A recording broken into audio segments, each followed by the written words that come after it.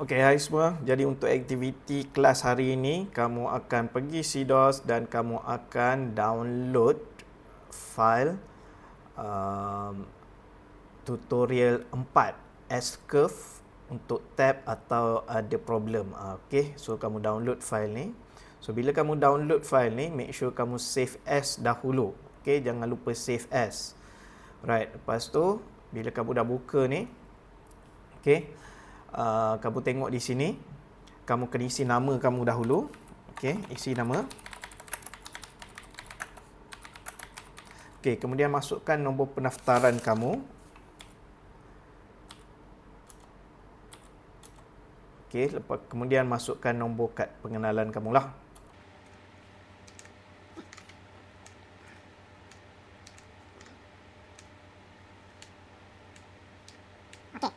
So bila kamu dah masukkan ni, ini akan tukar dia jadi kosong lah. Okey. So di sini markah maksimum dia adalah 90%. So objektif kamu nak buat benda ni sampai kamu dapat markah 90%. Okey. Bila kamu sudah isi ni, kamu akan click here to start. Alright. Okey, jadi yang ini sama macam kita buat Gantt chart lah. Okey. So yang untuk ini kita tengok precedence activity dia tiada. So dia akan start pada, kalau kita tengok sini dia adalah hari lah. Okey. So kalau kita tengok yang satu ni minggu, yang bawah ni adalah hari. So 7 hari 1 minggu. Okey, 7 hari lagi 2 minggu. Okey, dan seterusnya lah. Okey. So yang ni macam biasa kita tengok cost dia berapa dan kita tengok duration dia berapa. So cost dia adalah 4,000 dan duration dia adalah 2 hari. Jadi maksudnya untuk 2 hari ni, satu hari dia punya cost dia adalah 4,000 bahagi 2. So 2,000. Okey. Okey, kemudian kita tengok yang ni, dia punya predecessor dia adalah activity A. So maksudnya dia akan start selepas hari A. Okey, so 4,000 sama juga bahagi dengan 2. So kita akan dapat 2,000. Okey. Alright, kemudian yang ini kalau kita tengok dia selepas aktiviti B. So kita tengok aktiviti B tamat pada hari ke-4. So aktiviti C akan start hari ke-5. Jadi dia punya duration dia 4 hari dan cost untuk 4 hari itu adalah 16,000. Jadi untuk satu hari cost dia adalah 16,000 bahagi dengan 4. So kita akan dapat 4,000. Okey, 4,000 selama 4 hari. Okey. So kalau kamu tengok ni di bawah ni markah dia, kalau kamu buat dengan betul dia akan naik lah. Okey, dia akan naik. Dan kamu akan buat sampai kamu dapat markah ni bersamaan dengan 50%. Okey. Right. Kemudian kamu habiskan buat ni. Okey. Okey, jadi bila kita dah siap yang ini, di atas ni, kita dah dapat sampailah yang aktiviti terakhir ni. Okey, kemudian kita akan kirakan total bagi setiap minggu. Jadi maksudnya nilai di sini ni, okey, 35,000 ni, kita dapat ni adalah hasil tambah semua kos bagi 7 hari ini. So, semua ni kita tambah, kita akan dapat 35,000. Jadi kita akan kira untuk minggu kedua, ketiga dan seterusnya. Okey, alright. Kita kirakan minggu yang seterusnya. Okey, kemudian kita akan kirakan total kumulatif. Okey, total kumulatif ni adalah hasil tambah, right? Bulan sebelum dia. Okey, minggu sebelum dia akan tambahkan dengan minggu semasa. So contohnya pada minggu pertama ni 35,000 lah dia punya jumlah dia total kumulatif. Okey, untuk minggu kedua pula 42,000 ni dia akan tambah dengan 35,000 minggu lepas. Okey, total kumulatif minggu lepas. So dia akan dapat 77,000. 1 2 3. Okey. Alright. Jadi kita akan kiralah seterusnya sampai kita dapat yang akhir sekali. Okey, jadi bila kita dah kira semua ni, kita akan dapatlah, kalau kita kira dengan betul, kita akan dapat 50%. Okey, selalunya kalau kamu tak dapat 50% tu, selalunya yang saya jumpa adalah kamu salah tambahlah. nilai ni, kamu salah jumlahkan nilai ni. Selalu bila ada student tanyalah. Jadi check balik. Okey, check balik. Kamu kena kira balik semula kalau masih tak dapat 50%. Okey. Sebab kalau kamu tak dapat 50% di sini, kamu tak akan dapat markah penuh dekat S-curve depan ni nanti. Okey. Alright, jadi bila kita dah dapat markah 50%, kamu pergi sini, kamu klik here to S-curve. Okey, pergi sini ke S-curve. Alright. So di sini, alright, kamu akan ambil nilai di sini ni, kamu akan ambil nilai daripada Gantt chart.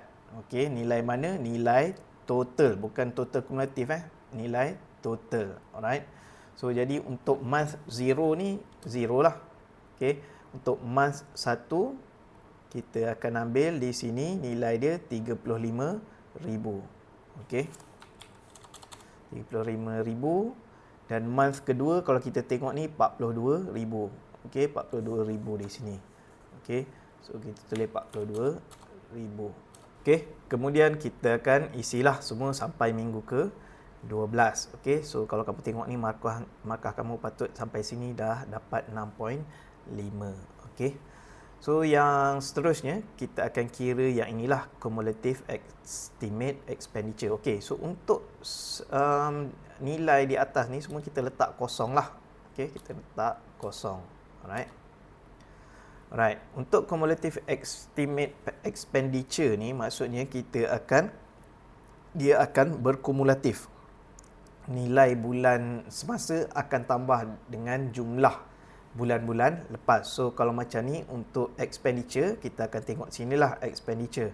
So yang ni bulan 1 35,000 lah, dia starting dengan 35,000.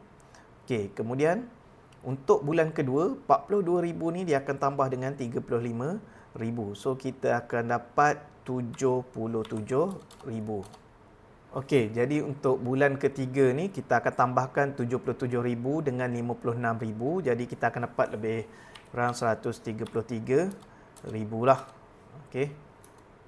Alright, dan seterusnya lah kita kira sampai habis. Okey. Bila kita dah kira cumulative estimate expenditure, kita akan kira pula cumulative untuk estimated earning. So kita akan dapatkan nilai cumulative estimated earning. So pengiraan dia sama macam kita kira cumulative estimate expenditure tadi, cuma kali ni kita akan buat untuk earning pula. Okey. Okey, jadi untuk difference ni kita akan tolakkan estimated earning tolak dengan estimated expenditure. Okey. Jadi maksudnya kosong tolak dengan 35,000. So dia akan jadi negatif 35,000. Okey. So yang ni 26,000 tolak dengan 42,000. Kita akan dapat negatif 16,000. Okey, dan kita kiralah sampai bulan ke 12.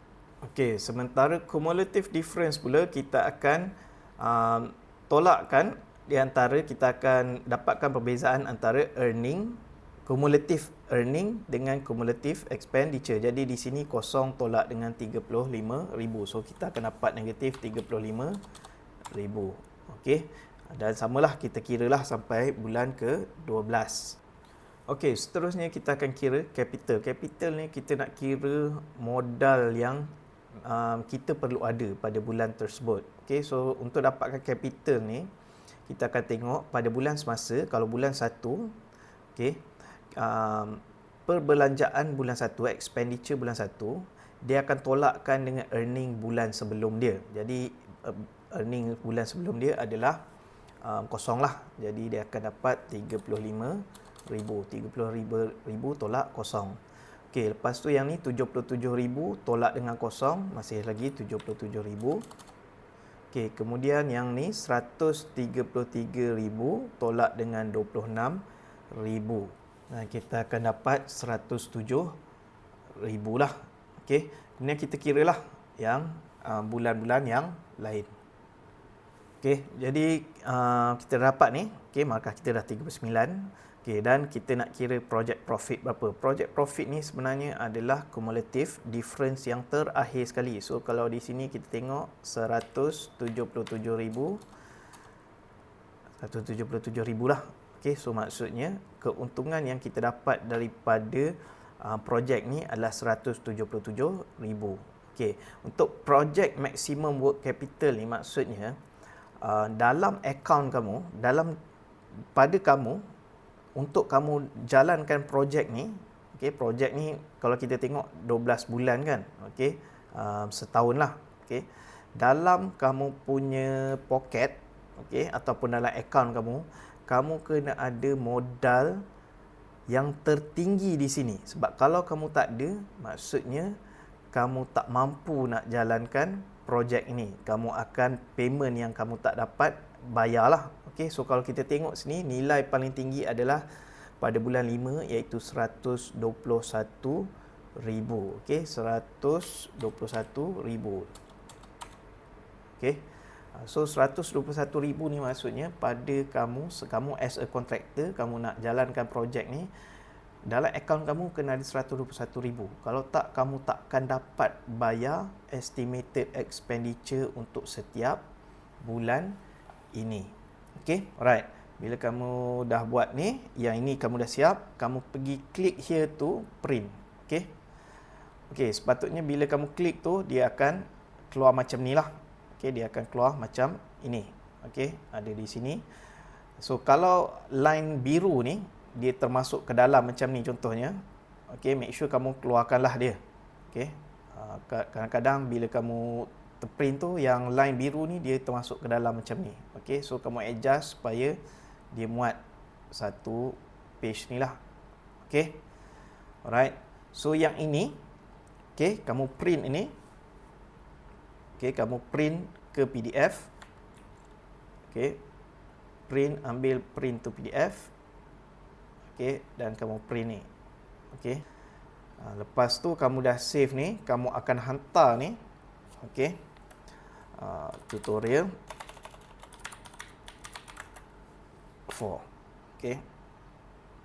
Tutorial 4. Kamu akan dapat file yang inilah. Okey. Alright. So yang ni kamu akan hantar bersama-sama graf. Okey, kamu kena plotkan graf month melawan cumulative estimate expenditure dan cumulative estimated earning, dia melawan dengan bulan. So maksudnya paksi X ni bulan dan yang ini 2 ni adalah paksi X. So kamu akan ada 2 line lah dalam satu graf tersebut. So kamu akan scan graf tersebut dan kamu akan masukkan ke dalam file yang ini, sekalikan dia. Lepas tu kamu akan submit di CDOS lah. Okey, submit di CDOS tutorial 4. Okey, so siapkan itu pada hari ini. Okey, sekian saja itu. Terima kasih.